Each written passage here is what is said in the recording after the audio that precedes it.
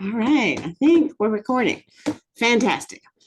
Do y'all know that we are less than 60 days from New Year's Day? Does that feel like that was like a decade ago? That was a long time ago, wasn't it? It's amazing how much happens in such a short amount of time and how easy it is for us to get, I'm going to say, distracted or off of our focus, right? So this is a good place for us to stop and get focused on financial things today. If you don't know me, I'm Michelle Gooch. I am the managing director at Plaid for Women, and I am your empowerment coach.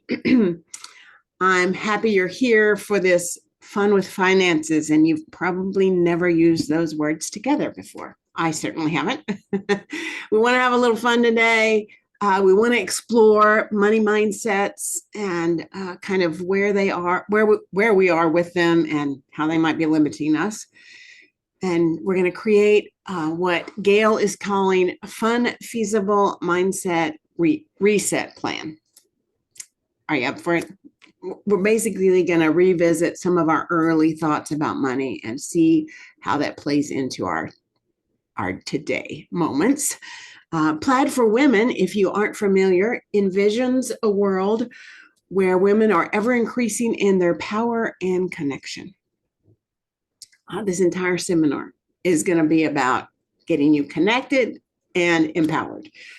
We also host in-person collaboration circles and blog site written by real women in the middle of the real world, talking about real situations. All of that is for the purpose of uplifting and encouraging women. So check out plaidforwomen.com if you've never been there before.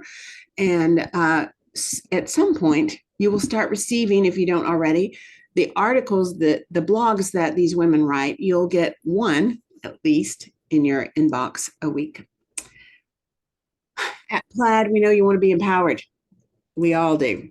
And we also know that you need support, encouragement, enlightenment in order to be empowered. And the problem that happens is, at least for most of us, is that at some point we get pushed against the wall for some reason or another, backed in a corner, and we begin to doubt ourselves.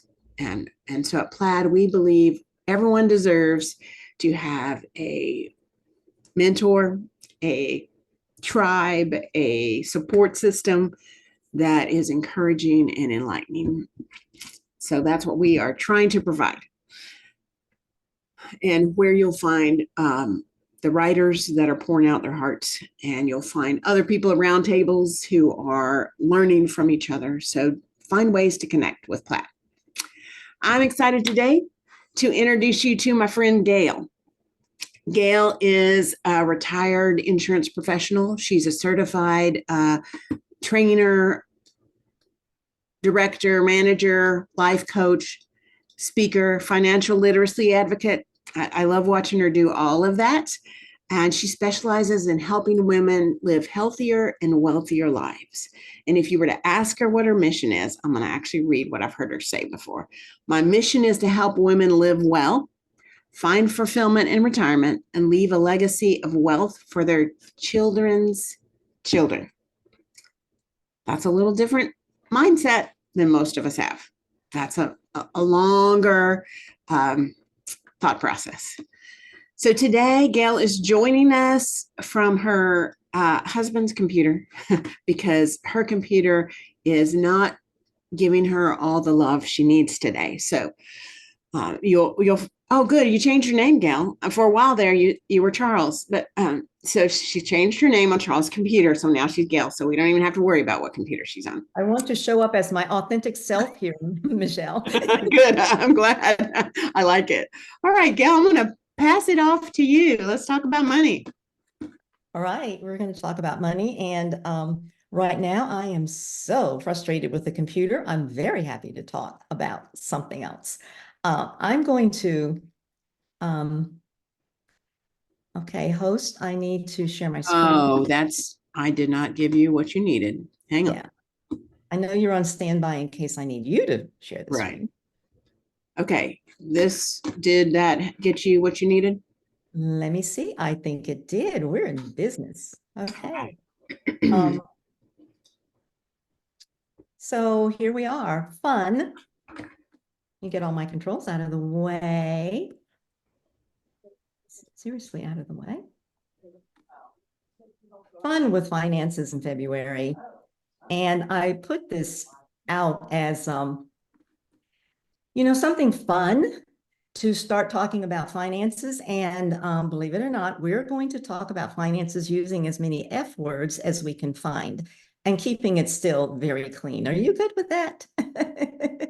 So we're going to have fun. There's the fun coming into it right now. And here's what I have to say. There are, I believe, two motivations for mindset, um, two factors for mindset and motivation. There's fear and there's fun.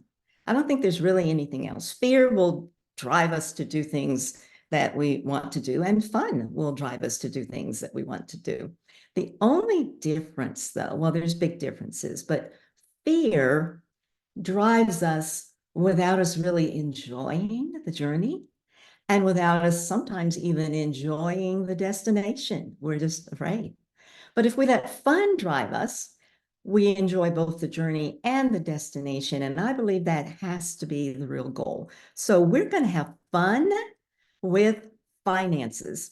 And just a word, fun must be funded. Okay, there's our first F's. So let's move on. I am Gail White, and I believe Michelle has already given a great introduction, so I don't need to say anything else about myself, except I'm so happy to be here.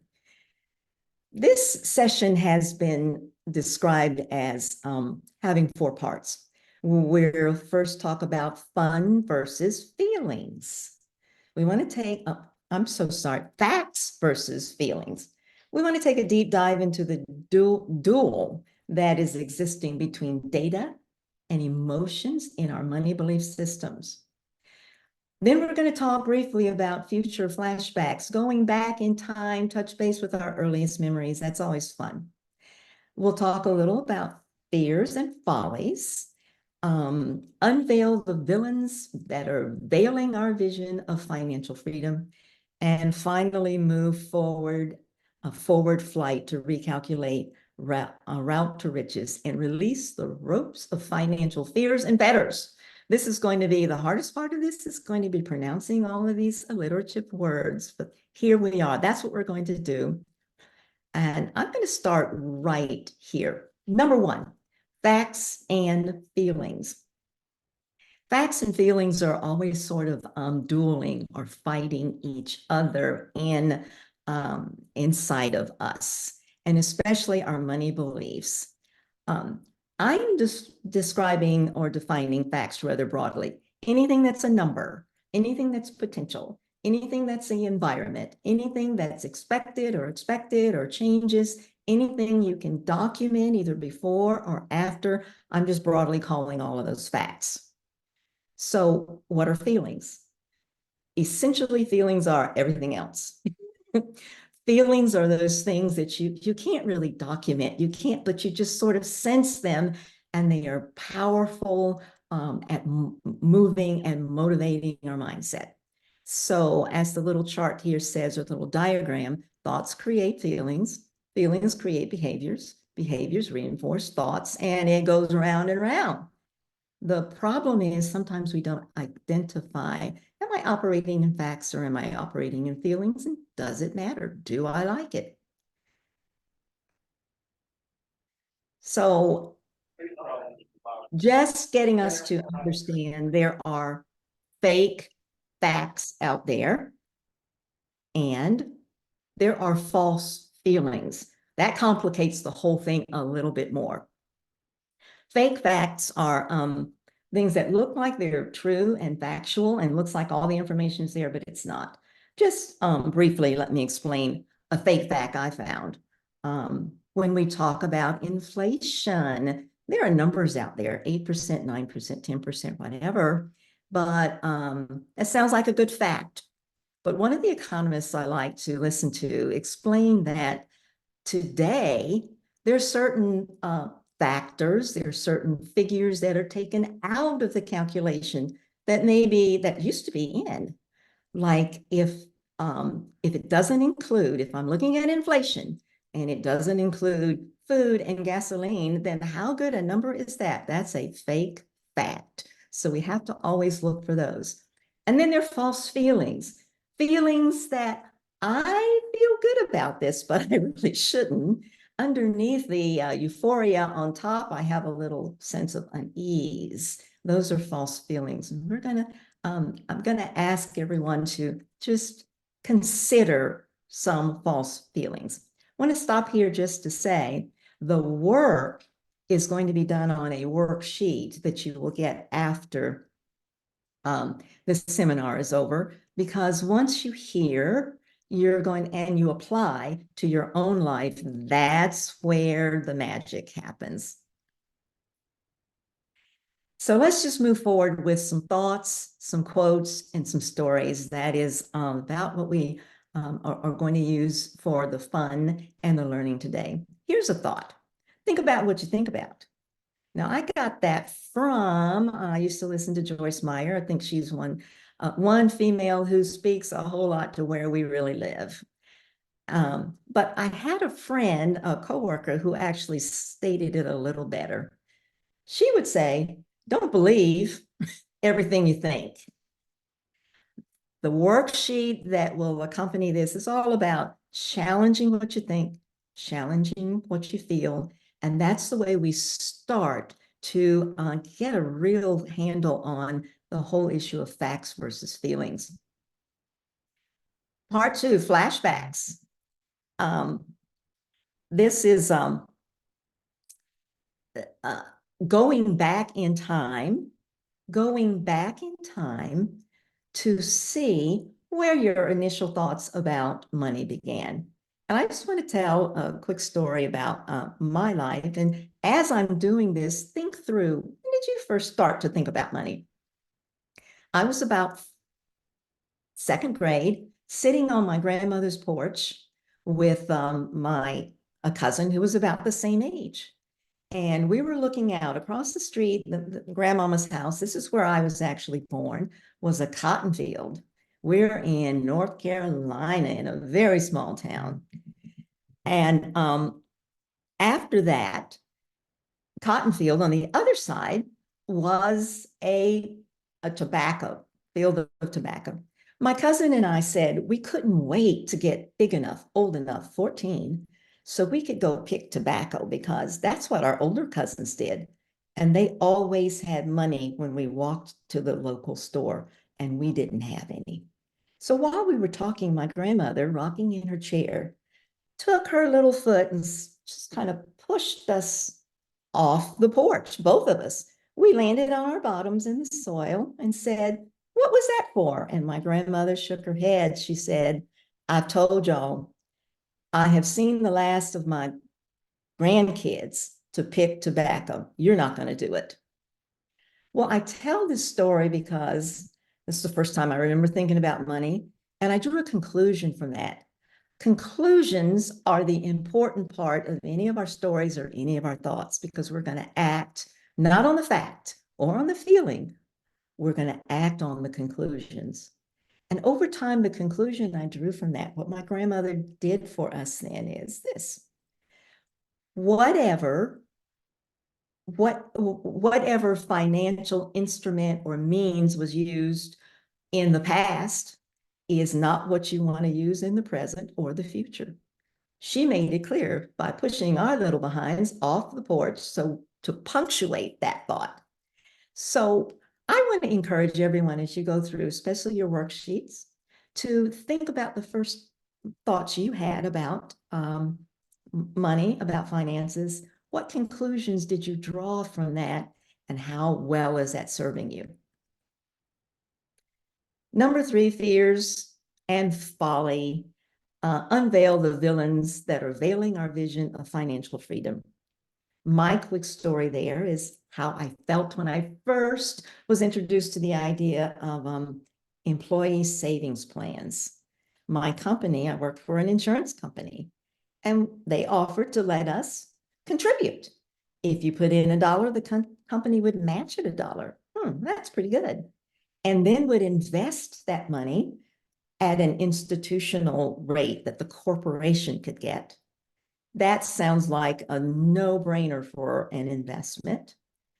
And you could contribute up to 6%. But I had an emotional fear, folly, faux pas. I looked at taking 6% out of my paycheck and said, I can't afford to live on less. But the real thing driving was, they're going to hold that money for 35 or 40 years. I was in my 30s.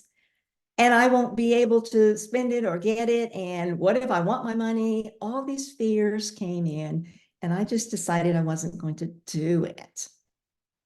But then a few months later, I got a raise. It was a 4% raise. And the facts started to pile on in my little brain. Look, Gail, if you get a 4% raise and you were living okay without it, you can put 4% into your savings plan and you won't die. And the more I thought about it, I said, you know what? That is like gross stupidity. If someone's going to give you dollar for dollar and then invest it for you, you got to get in. And so I took my fears and some folly, and when some facts bumped up against it, new facts, I changed that around. Think about your fears and follies, and what have you done with them? The worksheet is going to help you work that through. Finally, forward flight, and that is actually everything that happens once you do 1, 2, and 3.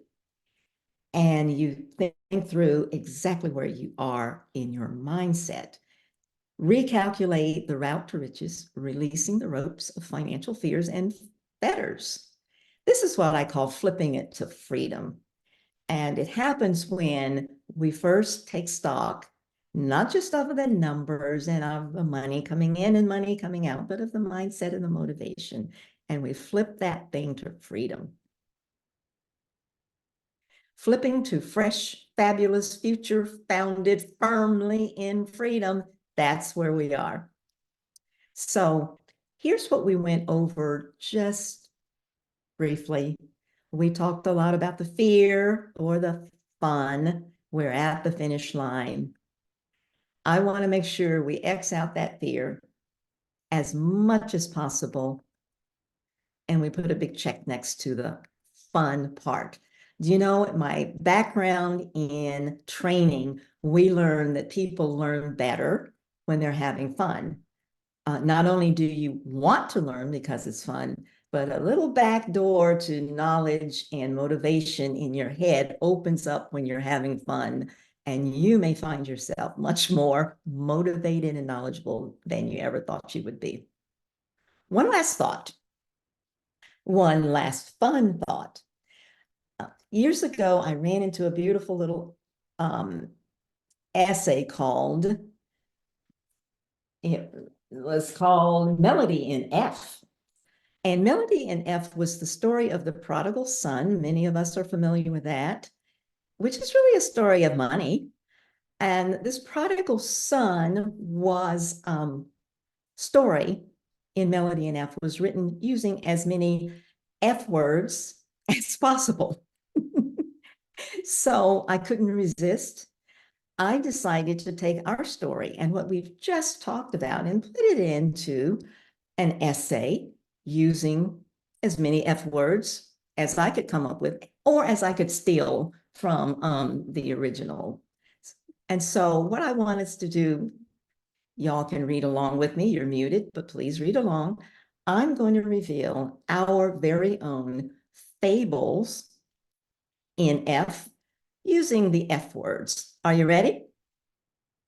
Feeling footloose and frisky, feather-brained female faked financial fidelity, feasting fabulously with fickle friends, frittering her fortune. Fleeced by folly and facing a famine of funds, she found herself in a flaming funk, fairly famished, a folded fragment of fodder for flubbed financial forces. Buoy! The frazzled fugitive flipped her fond feelings and frankly faced facts. Frustrated by failure and filled with foreboding, she fled forthwith to her forgotten faculties. Facing her follies, she fessed up. I have flunked by foolishly forfeiting financial fortune. With future forward, fresh fortitude, she flipped off folly and forged a friendship with financial favor. As fetters fall, let flags unfurl and fanfares flare. Fervent festivities and fresh funds fill her future. I'm Gail White, and thank you for allowing me to share some time with you this morning. And I want you to know my new title, Your Flippin' Fun Financial Freedom Fighter. Thank you. I love that. I love your new title. That's fantastic.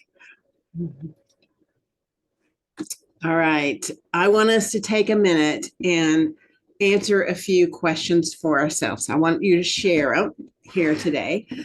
And let's start with this example that Gail gave us of her earliest memory of money. When she was telling that story, what popped into your head? And then what conclusion do you think you drew from it? I'm going to tell you mine, and then you can be thinking about yours. So I grew up in a home where my mom consistently told us there wasn't enough, there wouldn't be enough, there won't ever be enough, you can't get enough. That was the message all the time. And yet she grew up in a home where there was plenty, which is interesting. And so when we visited my grandparents, my grandfather was the largest cattle rancher in Kansas. So he owned half the state of Kansas and thousands of cattle on it. And my first memory of money is that on our way to church, when we visited him, on our way to church on Sunday mornings, he would open his drawer, his desk drawer, and there'd be a ton of change in there. And every grandchild would come through and grab a handful of change to take to church to give to the offering. Here's what my conclusion was. I know what he was trying to teach us. He was trying to teach us to be givers. Here's what I concluded. I will always need someone who's wealthy, someone who has it, to have anything. I will have to get it from him every time. There will be someone else with the money, and I will have to go to them. I won't have it. Remember my mom's words, I can't get it. There isn't enough of it. If I want nice things, someone's going to have to give it to me. That was the conclusion I drew, which is, of course, not what Grandpa wanted at all for me, but that's my early memory and the conclusion. So what about y'all? What's coming to mind?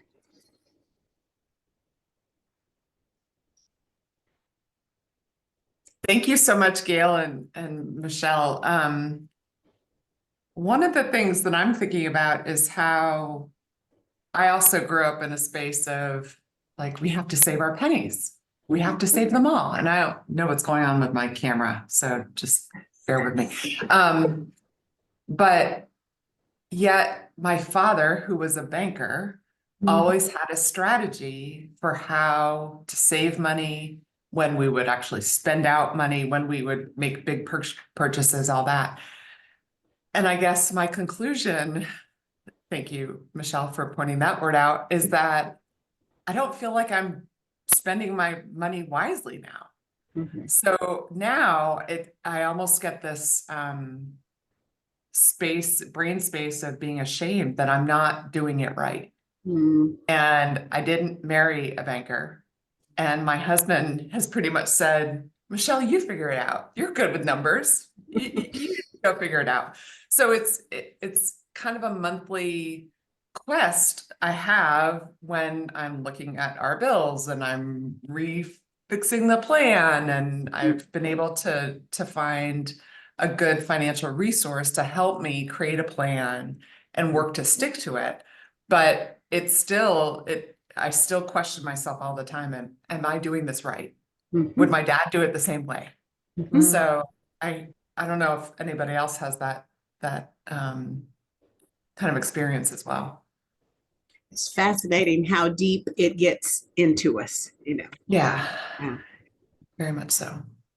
Who else has a memory and a conclusion?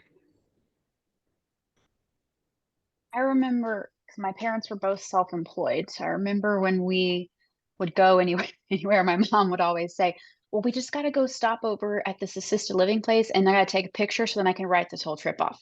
So it was very Uh, much of how to add things on to make it beneficial to them on the business side. And then I Mhm. remember things like, oh no, you're not going to get, I'm not paying for the x-rays at the dentist because we don't have dental insurance. I'm not paying for that. You don't actually need that. Mhm. But she did always teach how, like the very first time I ever got money for birthday was, okay, now you get a savings account, 50% of it goes in. So I think I've gotten a lot of financial knowledge from her and my dad, but that makes it hard coming into a relationship with somebody who doesn't have that financial background Mhm. because now I want to control all of it and then also not spend it because I was taught that you saved everything. And so the my husband always has to bring up to me like, okay, well, okay, we work so we can have money, so we can do things with it. It doesn't all have Yeah. to be Mhm. saved. You don't have to get a coupon for everything. We can't afford that. It's fine. And so there's a little bit of always being the saver and not wanting to necessarily do things that maybe are more present and the fun side of it because I was taught to always make sure you could put it away and you invest it and you make sure that it's not touchable until you're 70, which Mhm. doesn't benefit anybody right now, but Sure does. And the opposite mindset of that, Ray, is this idea that every dollar I spend will come back to me. But you weren't taught that. Yeah. Anybody else have an early memory and a conclusion that came from it?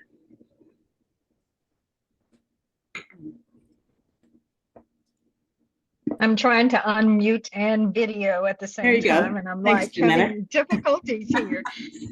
So my earliest memory of money, I grew up, I didn't realize I was poor when I grew up, but we were paycheck to paycheck poor.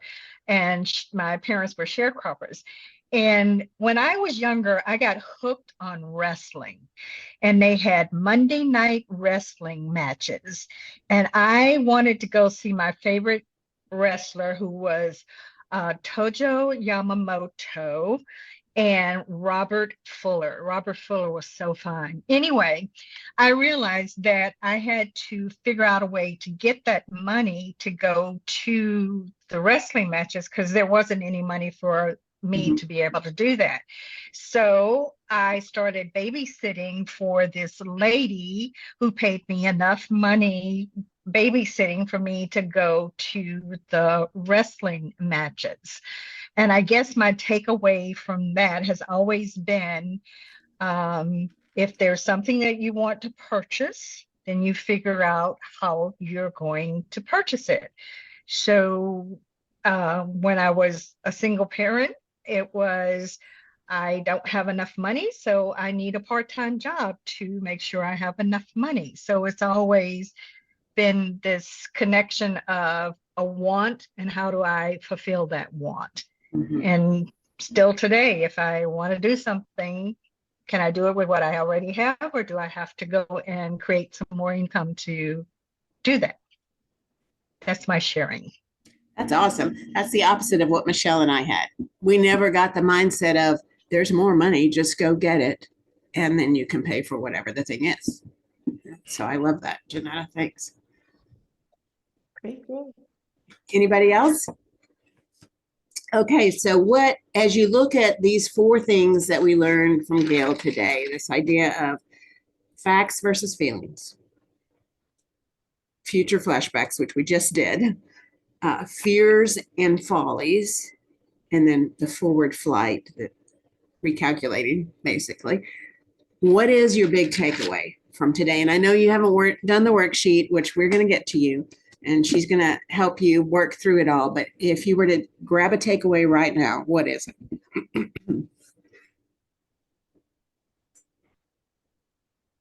thinking or being mindful of how you were brought up is ingrained into the decisions you're making right now. And that if you're not mindful about that, then those feelings might be in your present decisions. Absolutely. And you know what I love about that? It's like someone making all the decisions who's not even in the room. Mhm. You know, it's someone way back here, you don't see them, and you think you're negotiating with facts, with reasonable feelings and all of this, but there's something lurking back there who's really making the decisions. And you just got to pull that curtain back, see who that is, and deal directly with that memory. Good. Someone else have a takeaway?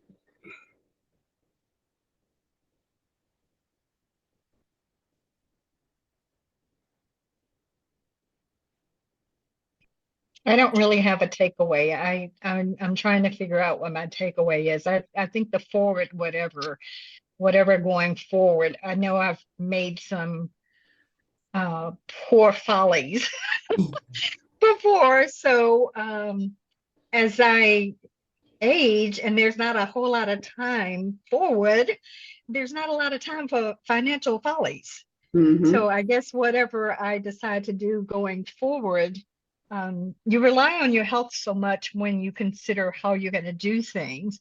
And as you can have health issues at any age, but as you get older, whether or not you're going to be able to do what you want to do is more pressing on your mind, or it is for me. So Sure. what I'm going to do forward, I've always thought, oh, I can go get a part-time job, or oh, I can do this, or I can do that. What if that's not an option? What's my forward thing so that I don't have a folly going forward? I guess is my input.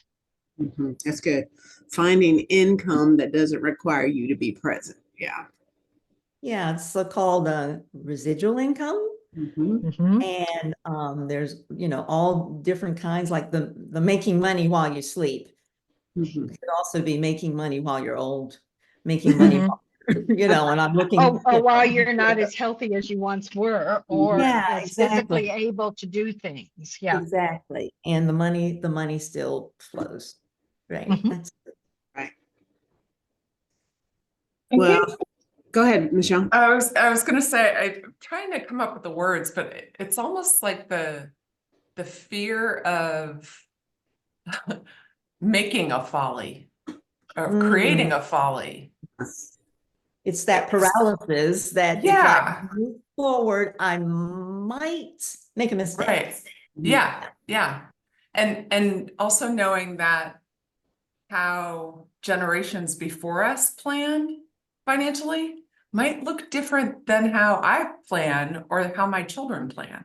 Mm-hmm. So that I think is also it freezes me. How about that word, Gail? It freezes me in my decision making. Yeah. Mm-hmm. Good F word, Michelle. We're going to be an expert at the letter F. Yeah, that's what I loved about Gail's story about her grandmother kicking her off the porch. That idea of what has worked in the past is not what we're going back to. Find the new. Yeah. And that's my big takeaway from today. Find the new thing. That's good. Well, Gail, thank you. We really appreciate it. Do you mind putting your email address in the chat? Or the email address I have for you, I could put in the chat. I'd love for you guys to stay connected to Gail. There's a quote that by Dr. Ty Best that says, "You don't get free until you meet someone who is free." And Gail is free, so I want you to spend time with her. I have struggled mightily with my own money mindset and didn't even know there was such a thing that could be limiting me until maybe 5 years ago. And I have read 1,000 books, maybe not that many, but a lot of books. And there are 3 that I'm going to put in the chat for you. If money mindset is something you really want to work on, I highly recommend these 3 books. The Art of Money by Barry Tesler, Secrets of the Millionaire Mind by T. Harv Eckler, and Rich as Fuck, although she puts a little asterisk in there, by Amanda Francis. There they are in your chat. If you have resources that you think people in this room want, put them in the chat, and we'll be happy to read what you're reading. Let me give you a couple of announcements before we jump off. I know your lunch hour is almost over. On next Thursday, the 29th, February 29th, we're hosting a Facebook Live with Jessica Yancey. Jessica Yancey at 1 o'clock. 1 o'clock on Thursday with Jessica Yancey. And just jump on Facebook. She'll probably be there about 15 minutes. She is a coach for working mothers. She helps exhausted working moms, Ray, I don't know if you know any, who navigate the challenges and emotions that come with life and career. And she's literally going to be focused on making confident decisions. How do you make a confident decision, step into it, and just be confident with it. So that is something, let your working mom friends know, and they can jump on and catch her there. And then the other thing, hopefully you've already heard of, is the e-course that Plaid rolled out in January. And that is all about mindsets. You know, we're talking about money mindset here, but it's all about unleashing your potential through empowering mindsets. And that course is designed to just revolutionize the way ambitious women approach personal and professional lives. It's led by experts. We have 6 modules, 11 experts. It helps you think through work and life dynamics, career growth, managing finances. Gail does a piece of it there that you would want to jump in and hear from her. There's a section on health and wellness, but it's all about powerful, transformative mindsets. And so let me see if I can share my screen one last time so you can grab this.